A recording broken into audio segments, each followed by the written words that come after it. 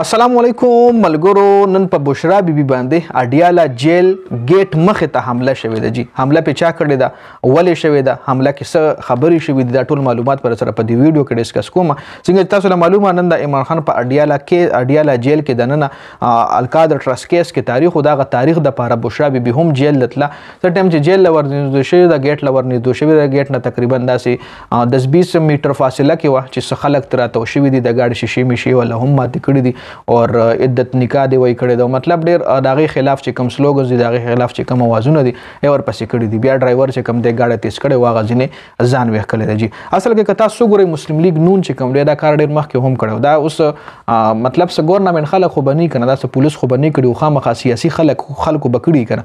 نو سیاسي خلک د پی ټی آی دشمنان سوکتي هم دغه مسلم لیگ نون غټ دشمن دی، غټ اپوزیشن دی.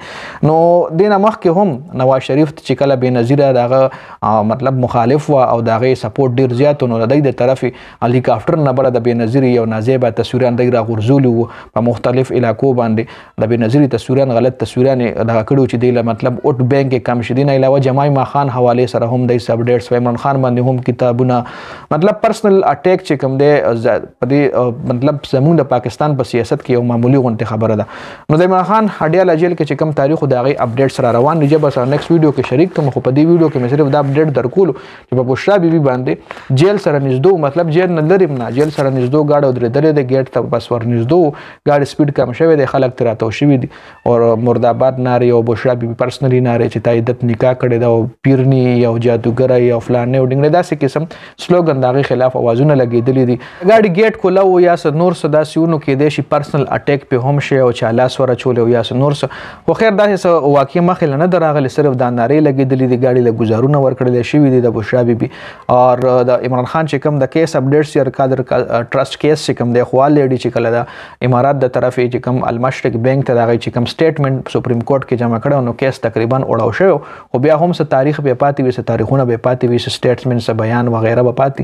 نو دغه حواله سره پلکا اډیالا جیل کې مطلب تاریخ نو دا اپډیټس راغلي مخله سبا 28 نومبر د ګورو بچ عمران خان به اډیالا جیل کې دا غره لپاره عدالت لګي یا به عمران خان عدالت لزي او عدالت لچې زینو بیا به عدالت کې د عمران خان استقبال څنګه کیږي، څومره خلک پر ټولېږي، سی حساب کتاب به دا غي به سبب ډیټ سره راځي. سبب پته لګي چې عمران خان کیسونو څه حالت دي، څه واقعیت دي او مخکې چې کوم ویډیو راځي نو نن چې کوم کیس شوی دی نو کې به سره د راتلونکو د ویډیو مکمل معلومات شریکوم. چې په دې ویډیو کې صرف دومره چې په بشرا بیبي دغه رنګ اٹیک شوی دی او هغه د جیل گیټ مخله نو ما دا معلومات تاسو سره ضرور شریک کوم. نو د ویډیو کتل ډیر زیاته مننه. ویډیو ضرور مخکې مرګرو سره شریک کړئ او کمنټ ضرور وکړئ تاسو د حوالې سره سوای چې آیا بشرا بیبي باندې داسې پرسنلی اٹیک کول پکارو یا پولیټیکل سلوګن وغیرہ یا دغه خلاف ناربازي کول پکارو کنه، ځکه دغه خو سیاست سره صدا سي کارم نشته یا د سیاسي بیانات جاری کوي نه داسې مطلب څه عہده ور سره شته، خو بیا هم داسې کیږي. ډیر زیات مننه. والسلام.